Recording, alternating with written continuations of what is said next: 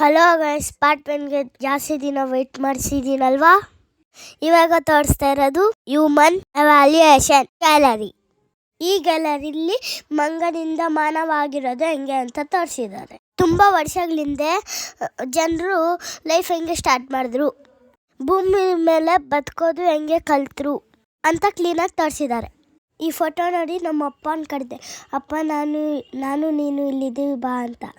ಆಗ ಜನರು ಊಟಕ್ಕೆ ಹಸಿ ಮಾಂಸನ ತಿನ್ನೋದು ಸ್ಟಾರ್ಟ್ ಮಾಡಿದ್ರು. ಆಮೇಲೆ ಬರ್ತಾ ಬರ್ತಾ ಸುತ್ಕೊಂಡು ತಿನ್ನೋದನ್ನು ಪ್ರಾಕ್ಟೀಸ್ ಮಾಡಿದ್ರು. ಆಮೇಲೆ ಬುದ್ಧಿ ಬೆಳ್ದಂಗೆ ಫುಡ್ನ ಯಾವ ರೀತಿ ಸ್ಟೋರ್ ಮಾಡಬೇಕು ಅಂತ ಕಲ್ತರು.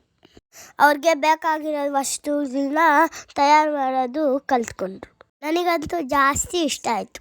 3 lakhs years ago ಯಾವ ರೀತಿ ಇದ್ದರು, ಈಗ ಯಾವ ರೀತಿ ಬದಲಾಗಿದ್ದಾರೆ ಅಂತ ತುಂಬ ಕ್ಲೀನಾಗಿ ತೋರಿಸಿದ್ದಾರೆ.